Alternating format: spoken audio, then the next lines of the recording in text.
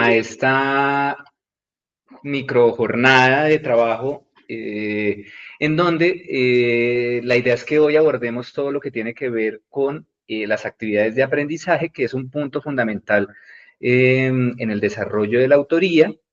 Y pues como le planteaba a la profesora María Eugenia el miércoles cuando les compartí los formatos, pues la idea es que si tienen preguntas al respecto del abordaje de los formatos, pues aquí es el espacio. No sin antes decirles que pues uno de primerazo, cuando uno ve los formatos, pues uno dice qué cantidad de documentos, pero le parecen bien. Pero cuando uno arranca a trabajar sobre los mismos es cuando empiezan a surgir todas las preguntas.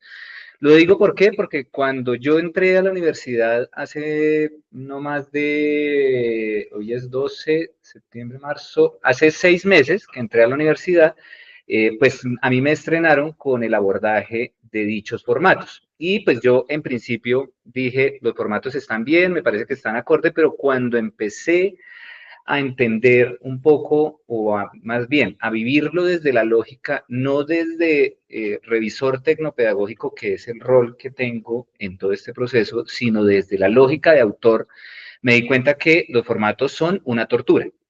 Pero la idea precisamente, o la apuesta que tenemos nosotros con Edgar, y que pues digamos que hay varios de sus compañeros, de sus colegas que ya están siendo acompañados por nosotros en procesos de autoría, pues la idea es que ese proceso de llenada de formatos, de diligenciamiento de información y demás no sea un tema tortuoso, sino todo lo contrario, pues que lo podamos disfrutar independientemente de la complejidad que el tema lo amerite.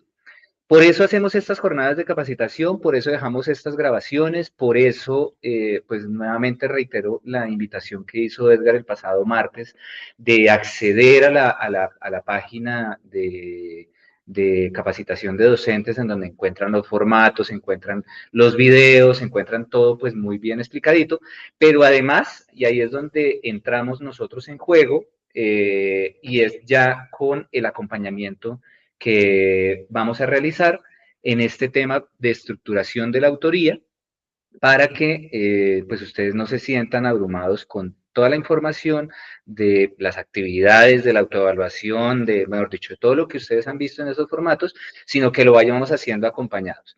Y como les he dicho a todos los autores con los que yo he tenido oportunidad de conversar y en las jornadas de capacitación y demás, la primera unidad siempre va a ser la más difícil porque es entender la lógica de cómo se hace la estructuración de los cursos efectivamente desde lo que tiene proyectado o pensado la Universidad Militar Nueva Granada. Yo sé que muchos de ustedes pues ya tienen experiencia en construcción de OAS en otras universidades, en otras instituciones de educación superior, pero cada universidad pues tiene su formato, tiene su estilo, tiene su manera, unos más rápido, otros más lento, unos más largo, otros más corto, pero pues la idea es que desde el primer momento pues se sientan acompañados por parte nuestra, obviamente, pero además que disfruten el ejercicio, o sea, este ejercicio no es una tarea más que ustedes pueden llegar a tener o una obligación más y demás, sino es un ejercicio también muy interesante y muy chévere de producir contenido digital, que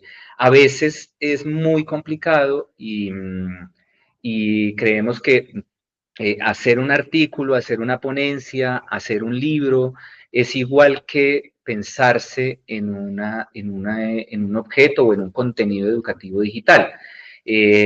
A veces se cree que hacer una construcción de un aula virtual y desarrollar una actividad para lo virtual es exactamente igual que en lo presencial. Y resulta que aquí es muy importante el detalle, las instrucciones, el paso a paso, porque en últimas lo que nosotros, digamos, de alguna manera queremos garantizar o buscamos garantizar como autores es que el contenido se entienda, o sea, llegue a los estudiantes. A veces pasa, yo me imagino que a ustedes les debe pasar también que uno escribe y pues claro, como uno escribe y entiende lo que está escribiendo, pues asume que es absolutamente claro, pero cuando un lector externo, otra persona, lee la información, resulta que no es clara. Entonces, Ahí siempre hay que jugar en ese sentido o en esa línea, y es como lo que estamos haciendo tiene que estar pensado y centrado para el estudiante, que es parte del objeto como tal que tiene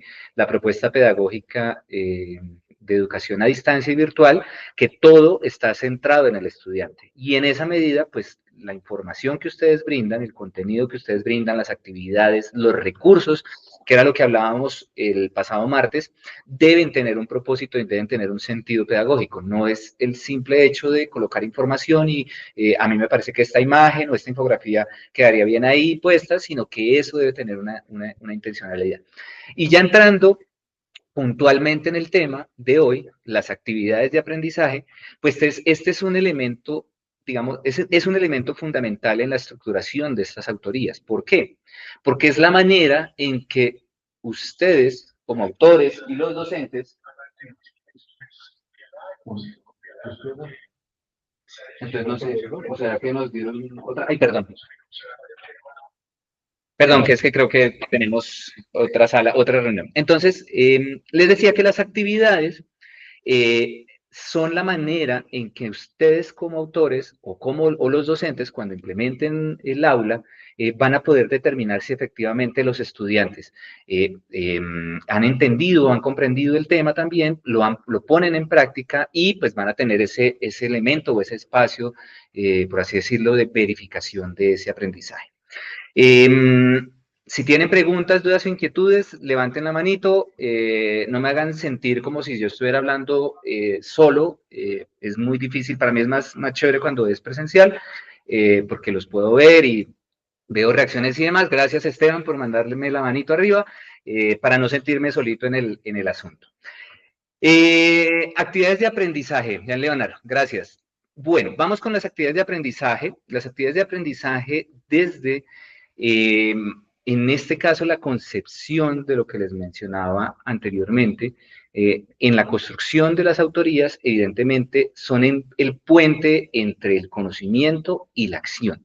En este caso es la manera en que nosotros o ustedes o digamos, en términos de la implementación de ese proceso de formación virtual, es la manera en que nosotros vamos a verificar que efectivamente el estudiante no solo ha leído o ha abordado el contenido que está propuesto allí, sino que además lo pone en práctica en unas acciones concretas, en unas tareas concretas, pero que además implica un análisis de la información y no solo la repetición de información o solo colocar, digamos, dar respuesta a unas actividades, sino todo lo contrario, implica precisamente una aplicación práctica de ese conocimiento.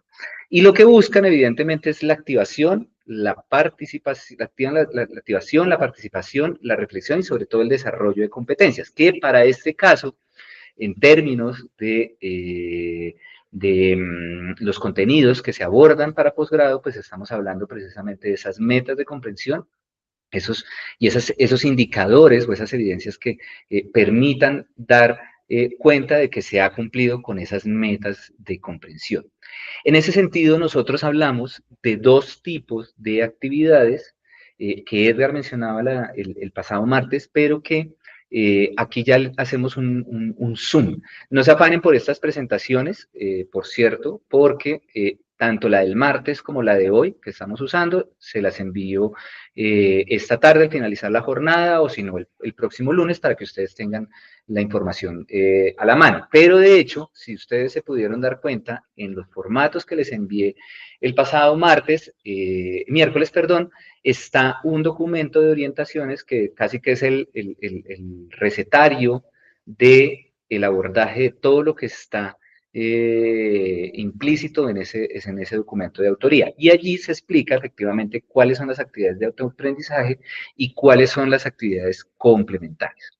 Estas actividades de autoaprendizaje son esas, digamos, entendidas como esas actividades cerradas que permiten evaluar la comprensión y la aplicación de un conocimiento, pero que en últimas Y un poco para ser muy explícitos en la diferenciación entre estos dos bloques de actividades, estas de autoaprendizaje son aquellas que tienen respuesta automática en la plataforma, en el ambiente virtual de aprendizaje. O sea, son aquellas que implican una respuesta por parte del estudiante y en la medida en que se da esa respuesta, automáticamente el sistema genera una retroalimentación.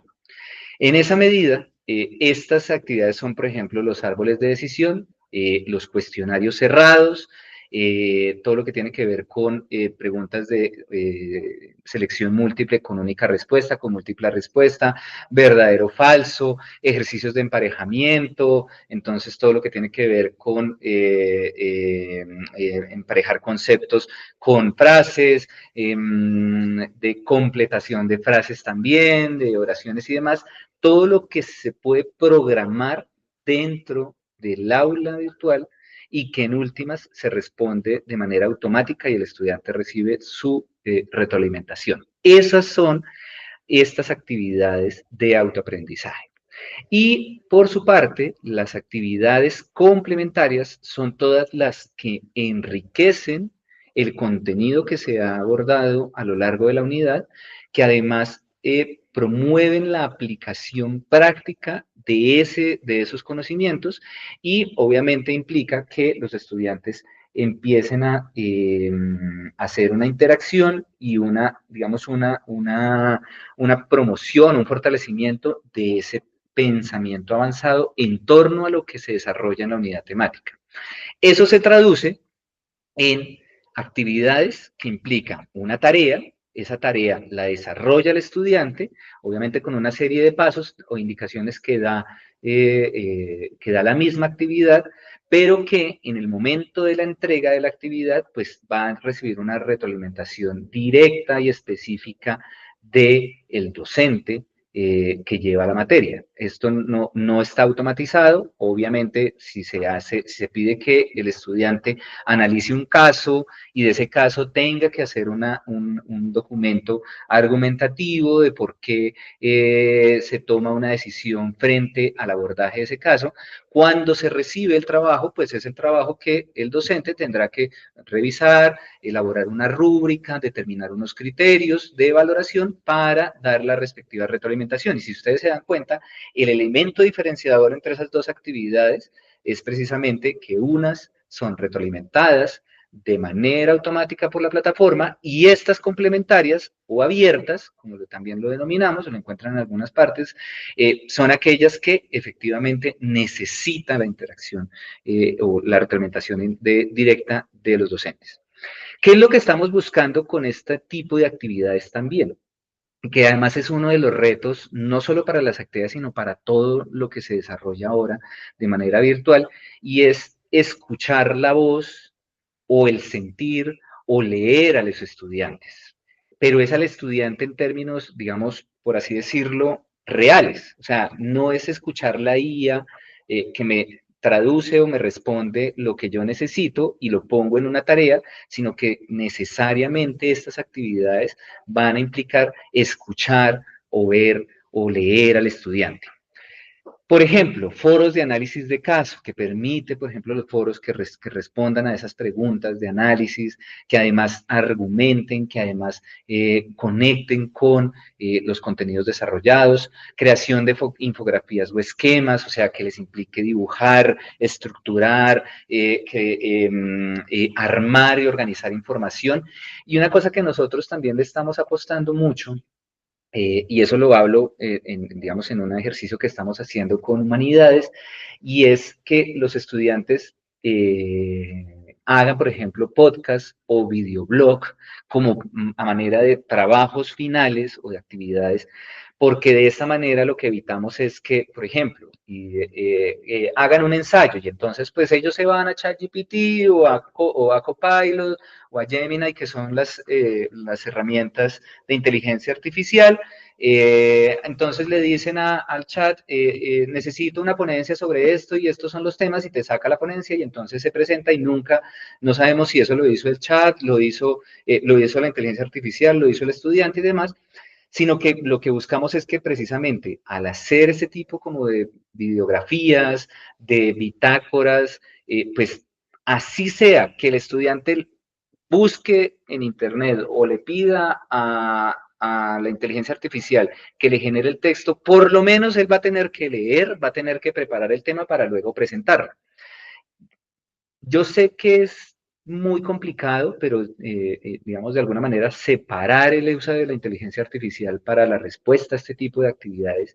Incluso pues nosotros mismos les hemos estado diciendo en el transcurso de esta jornada de capacitación, apóyese de la inteligencia artificial, revisen material, pídanle en Canva, en Geniali, proponer actividades y demás. Ustedes, nosotros, todos los días lo usamos, pues no podemos pretender que el estudiante no lo use, pero lo que queremos es tratar de verificar que eso que les arroja la inteligencia artificial, pues por lo menos ellos interactúen con eso y presenten algo de alguna manera desde su mirada y no desde lo del copy-page, en el que muy posiblemente se puede volver la inteligencia artificial si no se usa de una manera correcta. Esa es una apuesta, no quiere decir que ahora todo se vuelva videoblog o podcast, son apuestas que nosotros estamos proponiendo, pero que en la medida en que nosotros vamos avanzando, en el desarrollo del acompañamiento, pues vamos a poder identificar, evidentemente, cuál es la mejor manera de hacer estas actividades. Hemos visto, por ejemplo, casos en donde se le pide a los estudiantes que hagan un ejercicio en H5P, y entonces eso les implica entrar a la herramienta, aprender a usar la herramienta, empezar a mirar otras opciones, hacer videos o crear infografías, pues que de alguna manera implique un trabajo serio por parte de los estudiantes. Estas actividades, digamos que varían, o por lo menos, dependiendo del número de créditos que tenga la asignatura, pueden tener 2, 3, 4 actividades. La idea no es llenar las unidades de actividades, pero sí es muy importante que mínimo haya una actividad cerrada y una actividad abierta o dos abiertas. O sea, que por lo menos en el desarrollo de la unidad como tal, cada unidad tenga al menos una actividad cerrada, dos abiertas. Eso es también autonomía de ustedes. Si ustedes consideran que debe haber 3 análisis de caso o, por ejemplo, que si tenemos 3 unidades y ustedes quieren que esas 3 unidades en cada unidad se haga se divida un proyecto de la asignatura en 3 partes y entonces en la primera parte vamos a hacer un artículo sobre un tema y entonces lo primero que se va a definir es los objetivos, el propósito, en la segunda unidad se va a complementar con el desarrollo temático, en la tercera con las conclusiones y demás, por hacer un ejemplo. Lo pueden hacer. No necesariamente tienen que ser actividades independientes, las actividades pueden estar articuladas entre unidades, pero como siempre les he dicho, la idea es que siempre pues tenga una secuencia, tenga un propósito, que no sean actividades sueltas y demás. ¿Hasta aquí alguna pregunta para escucharlos por ahí? No, Uy, señor. María Alejandra levantó la mano. Hola, Maleja. ¿Maleja? ¿No escuchamos a Maleja? ¿Alguien más? ¿O hasta ahí todo claro? ¿O ya se durmieron? No, muy, muy claro. Ah, bueno, gracias, No, Javier. Ya me estaba preocupando. no, muy bien, muy bien. El material muy claro. Vale, listo, listo, listo, listo. Gracias, André. Listo. Bueno, entonces, diseñar actividades con sentido pedagógico implica ir más allá de recordar. Es retar al estudiante a pensar, decidir, transformar y crear. O sea, no necesariamente, y eso generalmente nos pasa mucho con las actividades cerradas. Entonces, por ejemplo, fases de la investigación cualitativa, y entonces son 6 fases.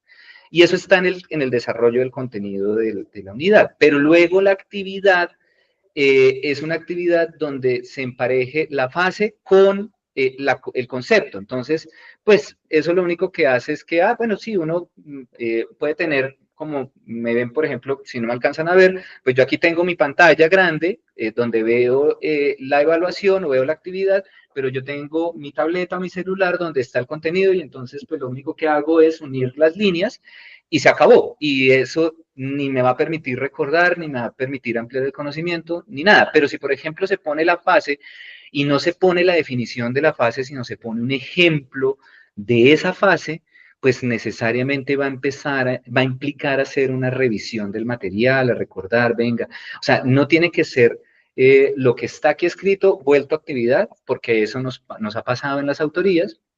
Generalmente lo que uno encuentra es como lo mismo que hablábamos nosotros de los recursos. Entonces, desarrollo el texto y el recurso tiene el mismo contenido que está en el texto, en el desarrollo temático. Y entonces eso se vuelve una infografía. Y entonces eso también lo ve uno en una actividad y es exactamente lo mismo, solo que cambia la manera de presentación del asunto. No tiene sentido así. ¿Qué es lo que implica? Y por eso está subrayado en negrita, retar al estudiante a pensar, decidir y transformar y crear. Y en esa medida, aquí hay una cosa que nosotros hacemos mucho énfasis y es precisamente todo lo que tiene que ver con las taxonomías. Digamos, aquí yo no me voy a detener en explicar de qué se trata la taxonomía o cuáles son o cuál es la mejor. Generalmente la que más se usa, evidentemente, es la taxonomía de Bloom. Pero en algunos casos hemos visto que selecciona la taxonomía DOC o incluso la taxonomía solo. Pero aquí lo fundamental, en este caso, es los niveles de desarrollo, por así decirlo, o lo que implica niveles de pensamiento o de habilidades o de competencias que se busca desarrollar en los estudiantes. El nivel más básico, por ejemplo, el de recordar, es precisamente ese ejercicio donde yo les decía, pues pone uno el concepto en una actividad de emparejamiento y pone uno el concepto, el nombre de la fase, la definición y entonces uno ahí recuerda. Pero cuando cuando implica, por ejemplo, analizar, en donde hay que argumentar, donde hay que hacer un ejercicio de revisión del material y demás, ya se está empezando a trabajar un nivel superior. Y ni hablar del nivel 6, que en este caso desde la taxonomía de Bloom, el crear ya implica precisamente construir, diseñar, proponer, inventar nuevas cosas.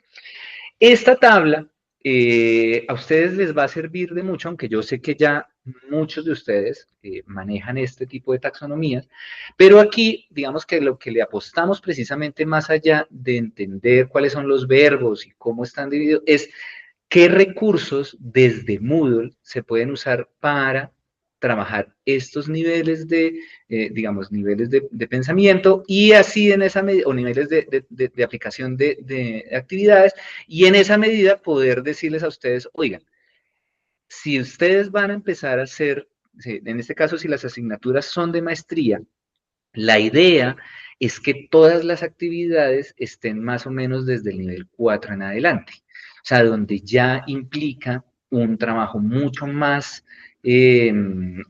analítico, por así decirlo, de los estudiantes. O sea, que, digamos, todos armen un proyecto, armen una wiki colaborativa, un portafolio, o sea, que empiecen a estructurar actividades que estén precisamente acorde con el nivel en el que en este momento los estudiantes se encuentran a la luz del abordaje de la asignatura que están desarrollando. Y una cosa que no sé si lo alcanzan a ver todos, la letra está un poco pequeña, pero nosotros hemos identificado como unos pasos básicos para esa creación de esas actividades, independientemente de las taxonomías.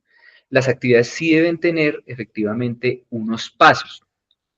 Seleccionar la taxonomía, determinar la profundidad cognitiva, o sea, qué nivel de complejidad se espera que el estudiante desarrolle con esta actividad, formular el resultado del aprendizaje, establecer qué es lo que qué es lo que ustedes quieren que los estudiantes logren con esa actividad.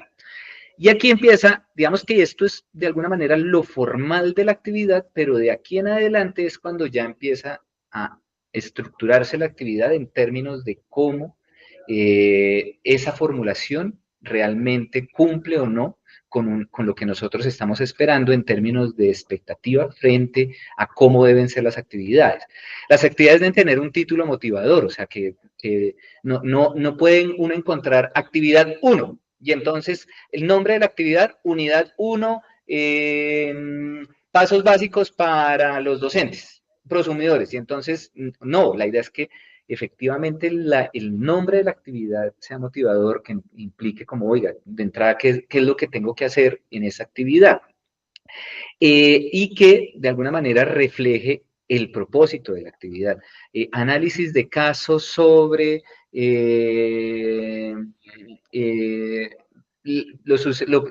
los atentados terroristas del 11 de septiembre, por aquí, para tener un tema aquí como muy puntual.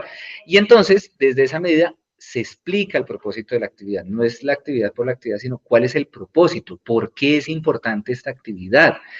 Y un tema en el que la gran mayoría de las autorías falla, y por eso, en palabras, acuñando nuevamente a Edgar el pasado martes, el hecho de que sea, el hecho, no, puede sonar sencillo, o puede sonar obvio más bien, pero no es sencillo. Las instrucciones a veces es el punto de quiebre de las actividades, y ahora les voy a mostrar un ejemplo del por qué. Este es fundamental, porque es decirle al estudiante, y además como nosotros, como autores o como docentes en lo virtual o en la modalidad de distancia, no tenemos la posibilidad de tener a los estudiantes frente a frente todos los días en una sesión de clase, decirle 1, 2, 3, o decirles qué es lo que tienen que hacer. El estudiante, cuando aborda las actividades, lo primero que debe encontrar es precisamente ese paso a paso de qué es lo que debe hacer. Y a veces eso no está tan claro, no está escrito. Definir el tipo de entrega, cómo va a entregar la actividad, lo va a entregar en una herramienta, en un texto, va a subirlo a la plataforma, va a hacer un video y lo tiene que colgar en YouTube, se lo va a enviar al profesor por correo, se lo va a enviar por WhatsApp, que eso no debería pasar, pero puede que pase, o sea, ¿dónde se envía? Porque se envía, dejan la tarea, pero no se dice cómo se va a entregar, en Word, en PDF, en Excel, cómo se va a hacer. Definir los criterios o describir los criterios de evaluación, y era un poco lo que les mencionaba. Para el caso de las actividades cerradas, pues la retroalimentación automática, pero para el caso de las actividades abiertas, donde implica que el estudiante entregue un producto, pues ustedes deben determinar cómo se debe entregar ese producto, qué es lo que esperan, qué es lo que van a evaluar ustedes de ese producto, que esté bien argumentado, que tenga buena ortografía, que use fuentes confiables. Ustedes son los que definen eso. Esteban. Mi profe, esas actividades yo las puedo apoyar de un video, digamos, o sea, que el instructivo puede ser también un video. Claro. Porque a veces hay un paso a paso, digamos, yo les enseño metodologías para caracterización de audiencias de 3 formas.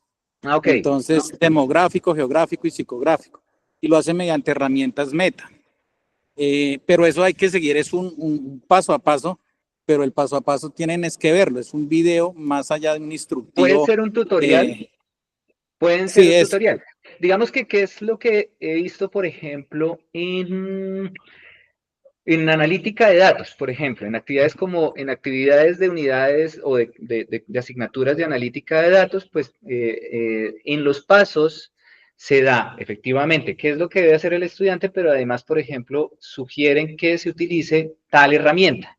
Y entonces la herramienta, pues el uso del abordaje de la herramienta implica una serie también de pasos o de instrucciones. Entonces a veces se pone el instructivo o a veces se envían un link de un video en donde está el paso a paso o el docente propone el video del instructivo para usar esa herramienta. Sí se puede hacer. Entre más claras estén las instrucciones, mejor. Incluso para los docentes o para ustedes, si van a ser docentes de su asignatura que están creando. O sea, piénsense también en la lógica en que muy probablemente ustedes van a ser autores, pero van a ser otros docentes los que apliquen o los que lleven a cabo esa asignatura de manera virtual. Entonces, vuelve y juega. Si ustedes dejan con claridad las indicaciones, los estudiantes van a hacer el trabajo o la actividad siguiendo las indicaciones, pero además la verificación, la revisión, el tipo de entrega y la evaluación que ustedes van a hacer va a ser muy fácil y no va a haber ambigüedades. Que es que yo entregué el documento y el documento era de 5 hojas y entonces voy a hacer un ejemplo, perdónenme si puede sonar un poco tonto el ejemplo, pero que en ninguna parte decía que el documento tenía que ser de extensión de 5 cuartillas. Y entonces yo entregué 7 y entonces ¿por qué me saqué 3 y mi compañero que hizo 2 cuartillas tiene 5? Temas que pueden sonar muy simples o muy obvios, es mejor dejar claridad frente a cómo es la manera en que se va a evaluar la actividad. Pero si ustedes tienen claro eso y no tienen claras las instrucciones, los estudiantes les van a entregar cualquier cosa, o van a subir cualquier cosa, o van a usar cualquier cosa como un elemento para decir, yo cumplí con la tarea. Creo que Esteban, sí, Esteban primero levantó la mano, ya te doy la palabra, Male. Yo pregunto mucho, mi profe. Tranquilo. Eso que tú estás diciendo, entonces es una rúbrica. O sea, Es una tenemos que rúbrica. elaborar rúbricas Hay que elaborar una rúbrica. por unidad o por talleres a entregar. Digamos, Exactamente. yo voy a presentar 3 unidades, de las 3 unidades, entonces digo, voy a hacer 3 evaluaciones por unidad y hago una evaluación diagnóstica al inicio del módulo, ¿sí? Como para saber cuánto saca. Entonces, esa parte yo no la tengo como clara, digamos, la calificación. Entonces, digamos, si son 3 unidades, pues divido el 100% en esas 3 unidades. Claro que tú y en estás cada hablando unidad, estás hablando de una cosa, Esteban, que es, digamos, cada unidad tiene una autoevaluación. Que esa autoevaluación, digamos que bueno, esa tiene una lógica precisamente de ser estilo actividad la cerrada, autoevaluación es donde la hay una... evaluación diagnóstica. No, no, señor. La autoevaluación es, yo abordo el contenido como estudiante y tengo una autoevaluación al final. 10 preguntas con opción múltiple, con única respuesta y retroalimentación inmediata. Para decir, por así decirlo, para decir, cumplí con el abordaje de la unidad. Pero aparte, ustedes tienen que hacer actividades. O sea, actividades es el taller, es el foro, es el análisis de caso, que ahí Eso eso es están distinto. yo estuve mirando los manuales o los que tú nos enviaste, pero yo ahí no veo, digamos, pues a mí me gustaría revisar los manuales, no sé, como No, para saber tranquilo. Y esa es la idea, ese Esteban. O paso a sea, paso. la idea es que ustedes van revisando. Por ejemplo, yo tengo un autor que propuso una evaluación de entrada, una evaluación de entrada, una prueba diagnóstica. Está bien, lo Sí, puede hacer, no hay es ningún bueno. problema. O sea, digamos que eso es parte de, eso no está dentro de la estructura de la autoría, pero si el contenido temático, el autor determina que requiere esa autoevaluación, o esa evaluación, perdónenme, esa evaluación diagnóstica, se puede hacer, no hay ningún problema. Male, Maleja, no te escucho. Te va a tocar venir para acá. Male debe tener problema con el micrófono. Sí, si puedes venirte para acá, bienvenida. Jan. Bueno, profe, una pregunta. ¿Me escuchan? Sí, ¿Bien? señor, fuerte y claro. Bien, perfecto. Y es con relación a si uno ve la necesidad de realizar la descarga de un software complementario y realiza como el enlace a las instrucciones de la descarga del mismo, puede llegar a generarse el redireccionamiento a esa página o hay que respetar pues esos derechos de autoría y traer la Se puede metodología y hacer. los pasos aquí. Se puede hacer, de hecho, yo no sé si Milton esté conectado, Milton Angulo, creo que no está conectado. No, no está conectado. Milton, por ejemplo, es uno de los autores que yo acompaño y él, dentro de las actividades que propone, efectivamente él propone el uso de unos software específicos para el desarrollo o el abordaje de unas actividades.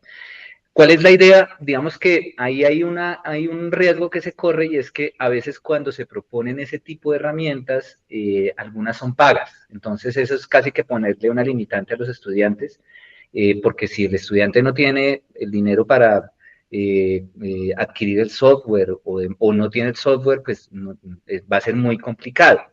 Entonces, digamos que hay que pensar estratégicamente en que la actividad no se vuelva restrictiva para algunos, o más bien, o exclusiva para el que tenga las posibilidades de acceder al software y el que no.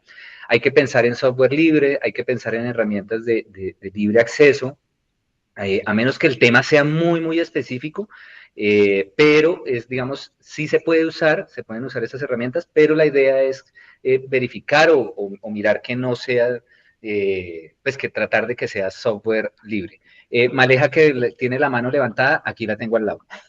Muy buenas tardes para todos. Sí. Qué pena, tuve inconvenientes con la cámara. Yo tenía una pregunta, he tenido la oportunidad de acompañar a unos pocos docentes y me devuelvo un poco porque tenía problemas de sonido.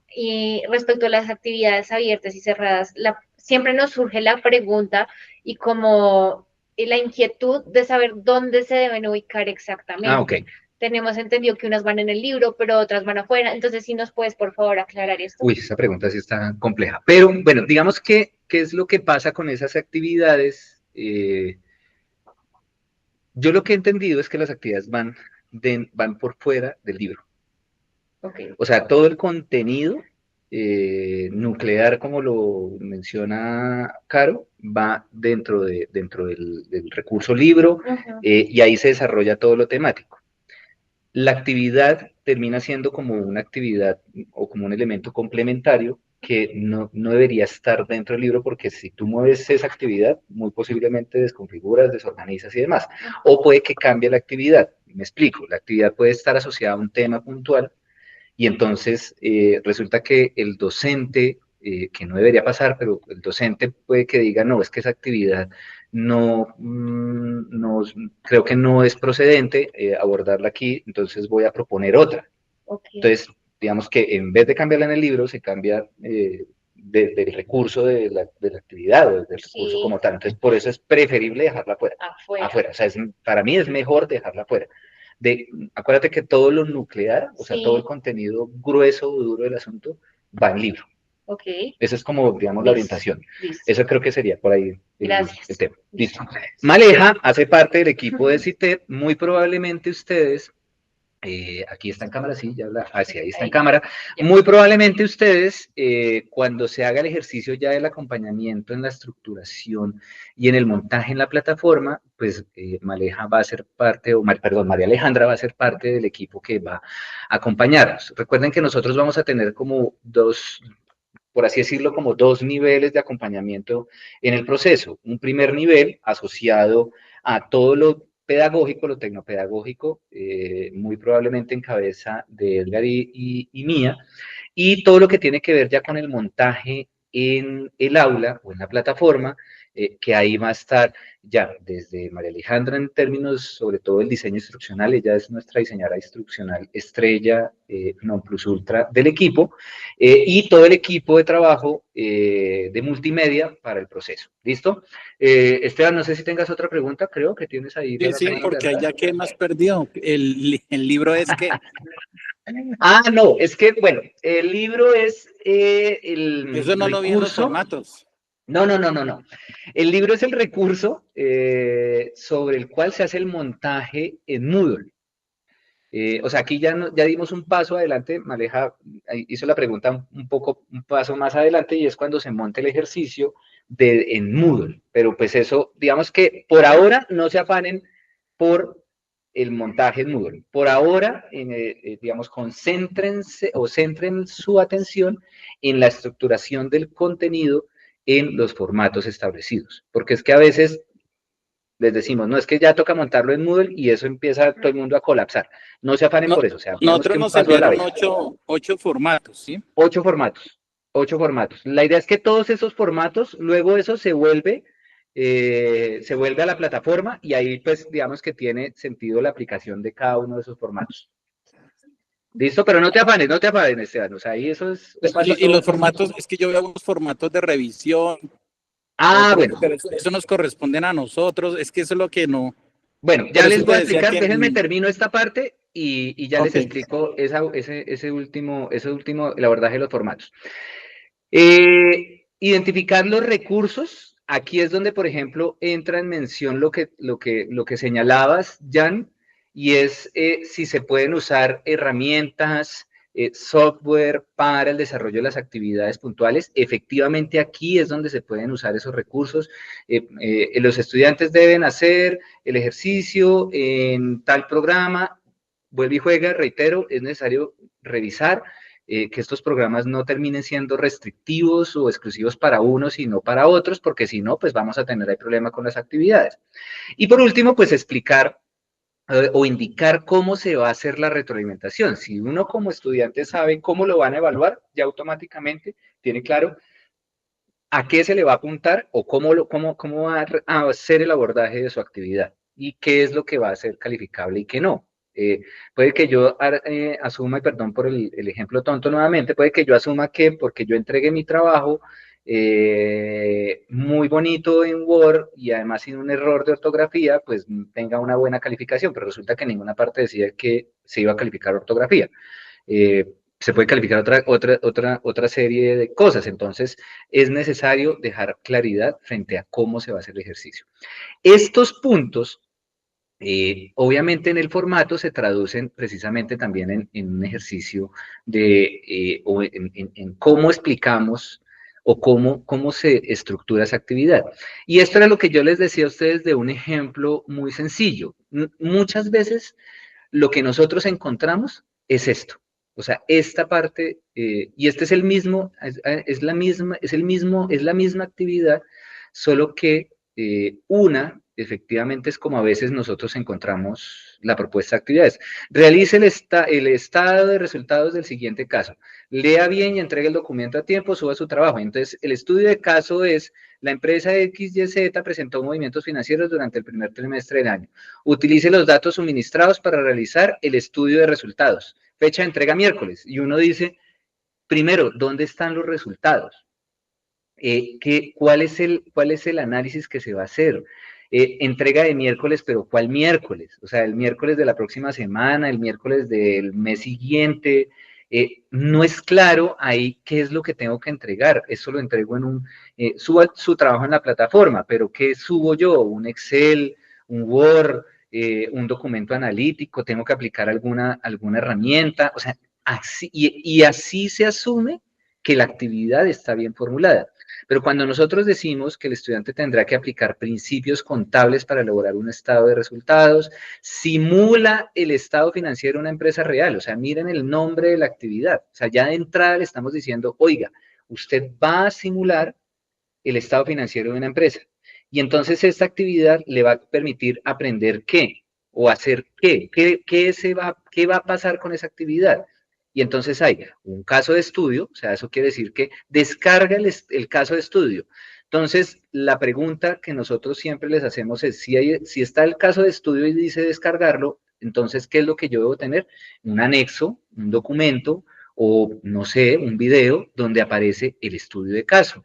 Identifica ingresos y costos, elabora el estado de resultados, formato Excel, aquí ya estamos diciendo en qué formato, justifica 2 decisiones contables y sube el archivo en formato PDF o Excel. O sea, miren, salieron 5 instrucciones de un ejercicio que está supuestamente aquí escrito. La entrega es individual, es en grupo, se va a entregar en Excel, en el recurso tarea, en la plataforma Moodle. Aquí están los criterios de evaluación. Miren, los apoyos y recursos. Planilla del estado de resultados en Excel. Además, hay una lectura de los principios de contabilidad financiera, el capítulo 4. Y además, hay un video tutorial, un poco para aclararle o complementarle a Esteban más bien su pregunta.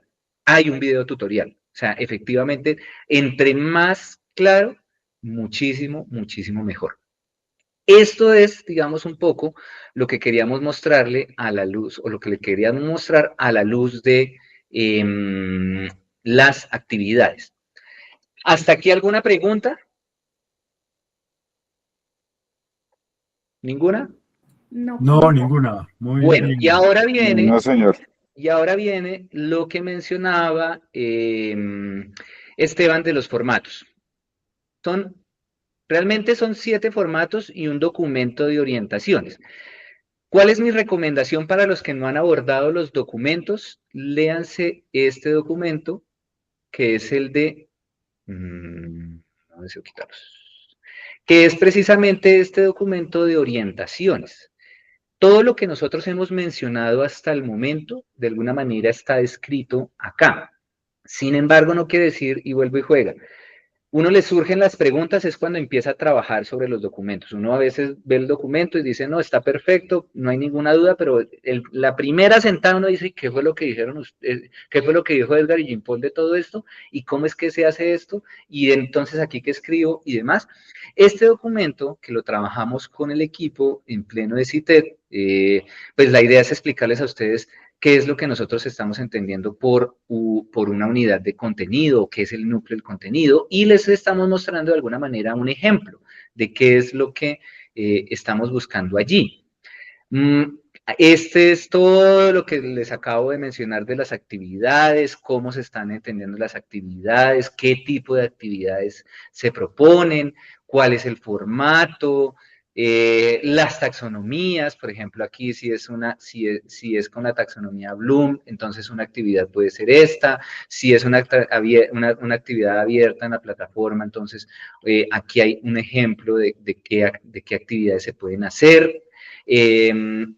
Esto es fundamental, por ejemplo, los aspectos que deben evitarse al diseñar contenidos de actividades o recursos. Por ejemplo, cuando ustedes cuando ustedes proponen una infografía, entonces que las imágenes no sean de adorno. Esto lo hicimos más o menos a manera de decálogo o de mandamientos que yo sé que los 10 mandamientos generalmente todos nos los hemos aprendido.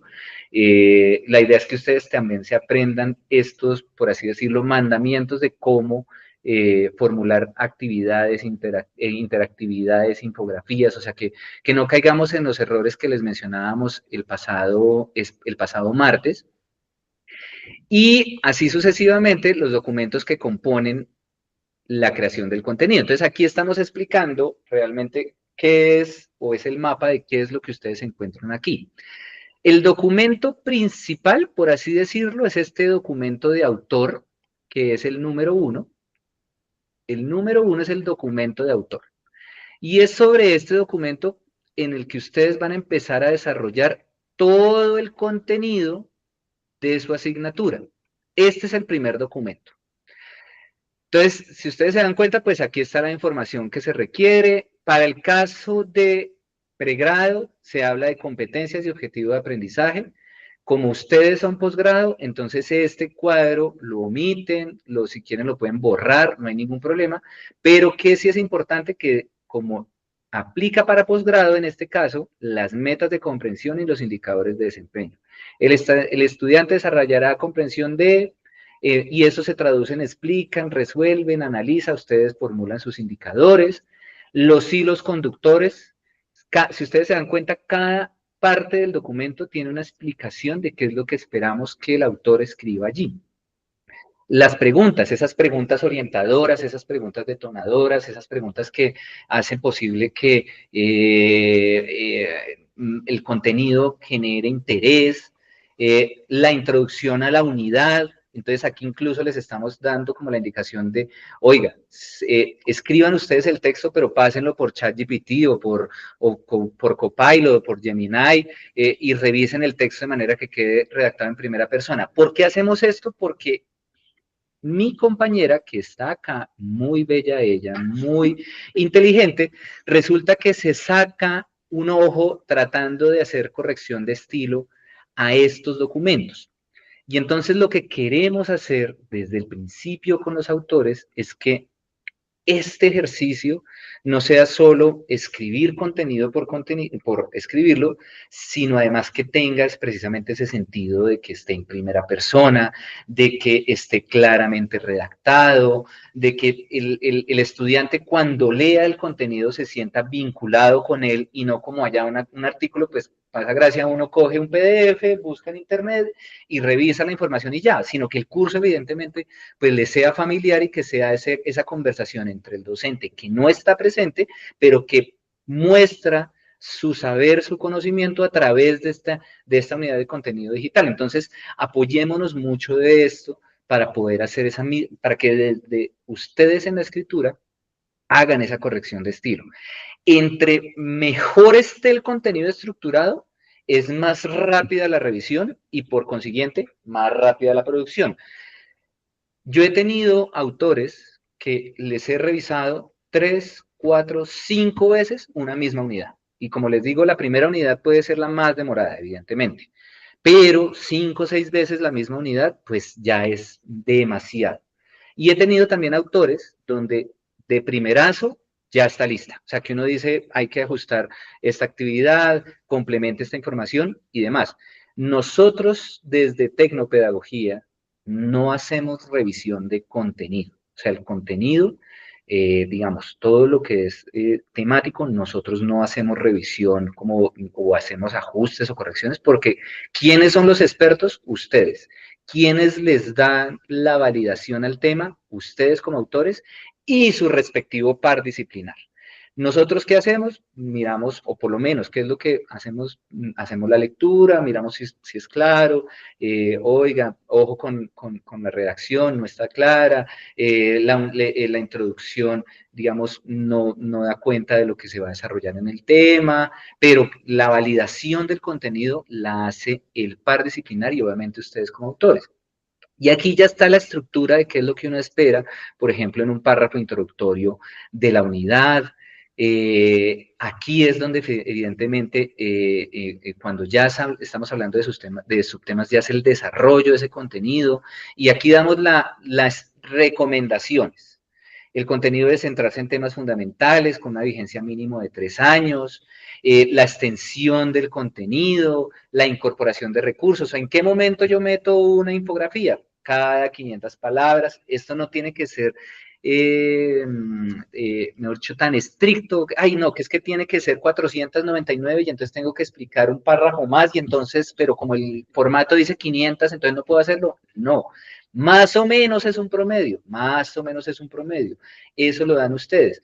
Cápsulas informativas. ¿Qué son estas cápsulas informativas? Lo que les mencionábamos el martes. Datos, cifras, ideas fuerza, citas de un autor y demás. El recurso educativo. El recurso en este formato no es poner la imagen o no es poner el recurso aquí. Aquí solo se hace mención de en dónde va el recurso. Pero cuando ustedes lo formulan, ese documento es este, que es el formato de guión de recursos educativos. Entonces, ¿qué quiere decir esto? Que si ustedes proponen dentro de este documento 5, ay, perdón, que se me hizo, ya no, es el problema de no tener Mac. Si ustedes en este documento proponen 5, 6, 7 recursos, pues ¿eso qué quiere decir? Que vamos a tener 7 formatos o 7 documentos, cada uno con su respectivo recurso. Cada uno con, digamos, si hay 7 infografías, deben haber 7 guiones de infografía. Y aquí no debe haber, por ejemplo, imágenes o gráficos, a menos que eso puede pasar, que sean fórmulas. Entonces, no necesariamente si hay una fórmula, entonces eso se convierte en un guión. Pues la fórmula sí va acá, pues porque eso no es, digamos que no necesariamente es un recurso, una fórmula, sobre todo, por ejemplo, los contenidos de analítica de datos, que es el que tengo más presente, donde usan muchísima fórmula, pues aquí eso no es un recurso. Lecturas complementarias, es importantísimo esas lecturas para ampliar el contenido que está allí, porque a veces por la extensión o por la profundidad del contenido, es necesario que los estudiantes amplíen eso. Entonces aquí lo pueden ustedes referenciar. Pero la referencia no es solo poner el título de la lectura, la referencia y el enlace. Este punto es fundamental, la introducción al recurso. Yo molesto mucho con eso y no solo es poner el recurso ahí, o sea, no es solo poner la infografía, no es solo poner la lectura, sino que debe estar enganchada, debe estar anclada, debe tener, o sea, no debe estar puesta allí, sino que debe seguir la secuencia del contenido que ustedes van desarrollando. A veces, ¿qué es lo que pasa? Que se está hablando de una cosa y ponen un recurso que es de otro tema distinto. Y entonces uno, digamos que ahí no hay una conexión. Entonces, ¿qué es lo que implica? Que, por ejemplo, uno les pregunte, o incluso que María Alejandra tenga que escribir ahí como una indicación para hacerle esa introducción al recurso. Y no es solo poner, ver figura 1, no. O ver ilustración 1, no necesariamente es eso. Hay que decir, en la siguiente ilustración se puede determinar cómo las fases de la investigación se traducen en un producto no sé qué, y ahí uno pone el recurso. En la siguiente lectura, usted podrá, o abordaremos tal tema que profundiza tal cosa, y ahí ya le da una conexión a lo demás. Las actividades cerradas y abiertas, entonces hay un formato y aquí todo lo que ya les expliqué anteriormente, aquí les estamos dando la indicación. Lo mismo para las cerradas, siguen los subtemas y la misma estructura y al final, recuerden lo que les mencionaba Edgar el martes, hay una infografía resumen, este es un modelo de infografía resumen, no quiere decir que ese sea el único modelo, hay muchos. ¿Qué es lo que nos interesa? Es tener la infografía, la descripción de esa infografía y demás, referencias bibliográficas y glosario. Este es el documento, digamos, fundamental. Los demás, de alguna manera, son como los nexos. El guión de los recursos, el mapa de temas, que el mapa de temas yo lo asocio mucho con la tabla de contenido, pero de una manera esquemática, y lo que está escrito en el documento debería estar reflejado acá. O sea, si hay 3 temas en el documento, deben haber 3 temas acá. Si el primer tema desarrolla 3, 4, 5 subtemas, pues deben estar acá, porque vuelve y juega, pasa lo mismo. A veces aquí hay más temas de lo que está escrito, y entonces uno dice, ¿faltó un tema desarrollarlo? O se pasaron, o aquí hay uno de más que no debería estar. O el subtema 1.2 resulta que no es el 1.2, sino es el 2.1. Y entonces es necesario tener claro ese esquema de organización. Es la tabla, es el mapa de navegación. Yo le digo a los autores, este mapa es el mapa de navegación de lo que uno va a encontrar en la unidad. El formato de autoevaluación, recuerden que al finalizar cada unidad, debe haber una autoevaluación. Y esa autoevaluación generalmente es de 10 preguntas, selección múltiple, única respuesta, y cuál es el punto por el cual devolvemos las autoevaluaciones a los autores, que solo se hace retroalimentación de la respuesta correcta. Pero resulta que aquí les estamos pidiendo retroalimentación o realimentación de todas las respuestas, llámese correcta o incorrecta, todas las respuestas deben tener su respectiva retroalimentación.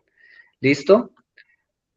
Luego viene el formato, el de recursos audiovisuales, que esta es una propuesta de formato, pero que ustedes, como les decíamos el martes, pueden aquí dejar escrita la información, pero la idea es que también tengan una conversación con el equipo de audiovisuales, Nabor Infante, Oswald Asprilla, y ellos les van a dar ideas también, les van a decir, oiga, no lo hagan animado, hagámoslo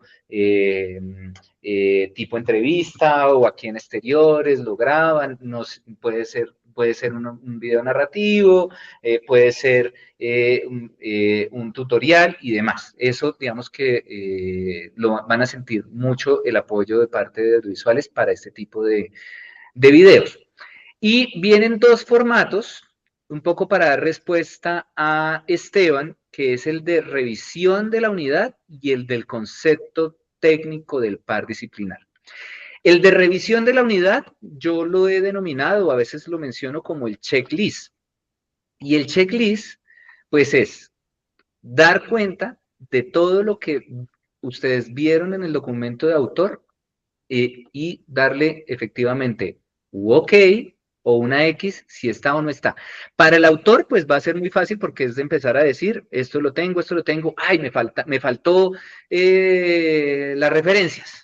Entonces, tengo que ajustar en el documento de autor las referencias. Para el par disciplinar lo mismo y obviamente para nosotros como revisor pedagógico, en este caso, pues necesariamente vamos a tener que hacer este checklist. Esto es más un diligenciamiento para tener claro que está toda la información, que no se pierde nada, que hay lecturas de interés. Generalmente aquí es donde hay más X, porque a veces no hay lecturas, o sea, no se proponen lecturas, entonces la idea es que, pues evidentemente, hayan lecturas. Competencias, pues si aquí encuentro un OK, lo primero que voy a decir es, pero ¿cómo así que hay un OK en competencias si esta asignatura es de posgrado? Entonces no debería haber un OK, aquí debería haber no aplica, porque ustedes lo que hacen, ustedes tienen unas metas de comprensión en este caso. Y así sucesivamente. Y el otro documento, ese sí no es de los autores, ese sí es exclusivo del par disciplinar y es digamos, nuestra validación del contenido es precisamente este documento. Este documento es exclusivo del par disciplinar. Y ojo, ambos documentos, tanto el 6 como el 7, son por unidad, no por asignatura. ¿Eso qué quiere decir? Que nosotros vamos a tener la manera en que se formaliza la entrega de esta unidad es con esos dos documentos, o sea, con la suscripción o con el diligenciamiento, perdón, de tanto el documento de checklist, esta matriz, y si ustedes se dan cuenta, al final hay una firma de un autor, del par disciplinar y del revisor pedagógico. Ese documento, digamos que se formaliza con estas tres firmas, de hecho diseño instruccional también lo firma, pero generalmente siempre con estas tres firmas se recibe a conformidad. Y el documento de par disciplinar, si ustedes también lo pudieron observar en los documentos que les envié, perdón que es que yo me enredo con Windows, yo soy usuario Mac, no es que me las dé, nombre de autor, nombre del par disciplinar, y aquí es donde creo yo que entra la profe María Eugenia como la supervisora o la directora del programa, en donde efectivamente aquí se dice aceptado sin correcciones, con correcciones mínimas o no aceptado y hay que volver a reescribir según las observaciones. Entonces, aquí es un trabajo que yo recomiendo, tanto autores como pares, trabajen de manera unificada. Es más, y eso, digamos que eso nos ha servido mucho a nosotros también como revisores, trabajar los tres a la par. No quiere decir que nos reunamos cada 8 días, eso digamos que depende obviamente de la disponibilidad de los tiempos, de la rapidez con que hagan el ejercicio y demás, pero manténganse en constante comunicación. ¿Por qué? Porque a veces, ¿qué es lo que pasa? El autor escribe, le envía al par disciplinar y entonces escribe la unidad 1, envía al par disciplinar y entonces arrancan con la unidad 2, el par disciplinar le devuelve observaciones y entonces le toca volver a ajustar, hacer, o entonces lo que estaba adelantando en la unidad 2 le toca volverlo a hacer, o sea, eso es un reproceso. Vuelvo y les digo, digamos que por experiencia, lo mejor es trabajar la unidad 1, entender cómo se hace el montaje de la unidad 1, toda la estructuración, y cuando ya todos estemos hablando el mismo idioma, arrancan con la 2 y la 3. Por eso la interacción entre todos en la primera unidad es mucho más constante, o sea, yo me encuentro con los autores, o Edgar se encuentra con los autores cada 8 días, o incluso pues hacemos reuniones rápidas y demás, 1 hora, llaman, no sé qué, pero ya después de que está la primera unidad, ya a veces vuelven y entregan ya las 2 unidades, 2 y 3 completas, y ya las correcciones y los ajustes son mínimos. Y no esperen hasta el final, o sea, no digan, ay, no, yo voy a escribir todo el contenido y le envío todo al revisor o le envío todo al par, porque puede que eso los demore y los tate. ese es como el ejercicio. No sé si tengan preguntas o dudas. Yo sé que las preguntas y las dudas van a surgir cuando arranquen a escribir. O sea, ahí es donde empiezan a surgir las dudas e inquietudes. Pero pues estamos a tiempo, me pasé un poquito más del tiempo, pero eh, abierto el micrófono para ustedes. O todo está muy claro y ya podemos arrancar a partir del lunes a escribir. No es solo la fibra, porque yo he comido antes igual. Sí, yo Es el creo tonante. que ya hay que empezar es a escribir para irnos, por lo menos los que somos nuevos, irnos familiarizando con todas el paso a paso de los formatos. De acuerdo, Javier. El paso a paso de los formatos e ir adecuando los contenidos. Yo, caso particular, tengo prácticamente los contenidos ya elaborados, completos de cada parte del curso, pero ya con estas indicaciones que nos han estado dando, voy viendo cómo puedo ir adaptando y mejorando parte de los contenidos de acuerdo a las instrucciones que están acá. Así que estaremos, por lo menos de mi parte, consultándolos con muchísima frecuencia. Claro que sí, Javier. Sí. Hay una cosa que olvidé mencionarles. Bueno, si alcanzo ahora más tarde, les envío la presentación y esto, si no el lunes a primera hora, pero una cosa que a mí me ha funcionado muchísimo, o incluso pues creo que a Edgar también ha empezado a hacerlo, es enviarles.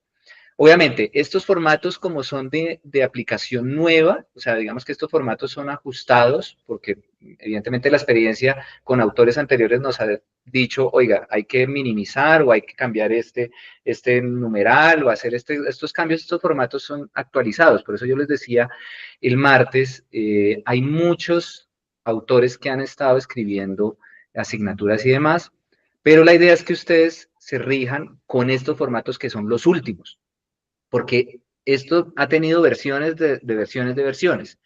Entonces, a veces nos llegan formatos mezclados. Entonces, pues, digamos que para no devolverles, pues uno lo va avanzando con eso, pero la idea es que nos concentremos en estos formatos. Sin embargo, yo les voy a enviar, o les vamos a enviar más bien, un modelo de una autoría que ya quedó hecha, lista y elaborada para que ustedes la miren. Eh, digamos que eso yo lo tengo dentro de mis prácticas. Yo generalmente siempre, si yo tengo un ejemplo, ya hacer el montaje de algo es más fácil que empezar uno de cero y decir, bueno, ¿y aquí qué se me ocurre? O sea, tener un ejemplo, tener algo visual, a mí me permite mucho, digamos, me es más rápido aprender a hacer cosas si yo tengo un modelo de ejemplo. Eso se lo vamos a enviar, pero no quiere decir que eso sea camisa de fuerza, es un referente. La idea es que ustedes, pues, como lo digo yo coloquialmente, la saquen del estadio, pues ustedes son expertos en sus temas. Chévere que estos cursos o estas asignaturas, pues, den para mucho aprendizaje, no solo de los estudiantes, pero además para que ustedes propongan cosas que puedan ser muy bonitas y significativas. Pero hay un ejemplo, hay un modelo de referente, porque vuelve y juega. Si eso está bien estructurado, miren, la revisada, las correcciones, lo que tengan que hacer ya será mínimo. Entonces eso hace mucho más rápido el ejercicio. Jean Leonardo. Jean Leonardo, perdón. Sí, sí, señor. Bueno, yo tengo de pronto una pregunta que no es referente pedagógica, pero sí con respecto a los aspectos técnico-administrativos, por decirlo así. Y es entendiendo que somos varios actores los que intervenimos dentro de la construcción de este material, y puede llegarse a dar una extensión de los tiempos, y pues nuestros contratos están establecidos para 2 meses. ¿Qué implicaciones podría llegar a tener la extensión de los mismos? Bueno, No sé qué esa opinión. pregunta sí creo, Jan, que es de orden de la profe María Eugenia. Sí, creo que digamos en la mayoría de los casos nos hemos ido a los 3 meses, sin embargo, digamos, el último pago no se puede hacer, porque digamos generalmente el contrato quedó con 2 pagos, entonces el último no se hará hasta que no estén las firmas a satisfacción, digamos, de los formatos esos. Así que ese 7 creo que lo tengo que firmar inclusive yo como supervisor. Entonces, sí, la experiencia, por lo menos con los anteriores autores, es que nos hemos tomado 3 meses más o menos. Y pues, digamos, pensando que arrancaron ustedes en septiembre, octubre, noviembre, apenas porque el 1 de diciembre me voy de vacaciones. Entonces necesito dejarles trámite de pago. Exacto, necesito que ustedes entreguen para yo pagarles y listo, poderme ir tranquila y que ustedes también se desconecten. Y para que no sientan presión, ¿cierto? No es presión, ¿no? Sí, no es que el 24 de diciembre, profe, y yo por allá sin señal. Bueno, mis profes, tengo otra reunión preciso, estoy tarde 1 minuto, entonces, pues, Jim, agradecemos muchísimo la capacitación, igual que al equipo, pues, por ahí está, se fue, ¿no? María Alejandra, muchas gracias por participar. ¿Qué queda pendiente? ¿Qué queda pendiente, María Eugenia? Una cosita, ya formalizarles quién de nosotros va a empezar a acompañarlos a ustedes. Eso lo hacemos el lunes, que está la jefe Carolina, para ver cómo nos distribuimos. Pero digamos que María Eugenia sabe que yo tengo la gran mayoría del equipo de trabajo, y pues voy andando con ellos, pero pues bienvenidos, si me corresponde a mí acompañarlos, ustedes saben que pueden contar conmigo para lo que necesiten, y sé que con Edgar también, o si va a hacerlo Sandra, o si va a hacerlo María Alejandra, que también están en capacidad de hacerlo, pero pues el lunes les confirmamos. Perdón porque me extendí 17 minutos de la hora establecida de cierre, espero que no se me hayan dormido hoy viernes. Gracias a todos y bueno, también les vamos a enviar nuestros datos de contacto para incluso María Eugenia pues ya creo que los puede compartir los de nosotros, lo que necesiten con muchísimo gusto, preguntas, dudas, inquietudes, observaciones, madrazos sí no, pero pero lo que ustedes necesiten con muchísimo gusto. Listo, sí, yo quedo pendiente del material, digamos, del material que está pendiente, más quién va a ser el tutor de cada una de las hojas, porque sí tengo pendiente también enviarles un correo adicional a cada uno de los autores o revisores, porque hay una herramienta, digamos, a la cual ellos no tienen acceso, pero ya se solicitó, que es Turnitin, porque ellos tienen que hacer una validación y ya me la activaron hoy. Sin embargo, también me van a hacer un tutorial de cómo funciona la herramienta para aquellos que nunca la han usado. Y pues yo espero como juntar, digamos, todo lo que tengo pendiente para poderles mandar un correo también ya con todo y que ellos puedan tener la tranquilidad de ir avanzando. Pero pues claro, si nos necesitan, pues toca mirar. Ay, se me fue. La profe María Eugenia. Feliz tarde. Sí. Ah, sí, ya volviste. Profe, muchas gracias a todos. Muchas gracias, profe. Gracias a todos. Profe. Que esté muy bien. Un abrazo, muy buen feliz fin de semana. Gracias. Eso sí es importante también colocar los horarios de atención, profe. No, En los nosotros contactos. somos 24/7, bueno, pues en mi caso 24/7, así que no afanen. Bueno, que conste que quedó en grabación. Bueno, un abrazo. Bueno. Muchas gracias, feliz fin de semana. Vale, chao.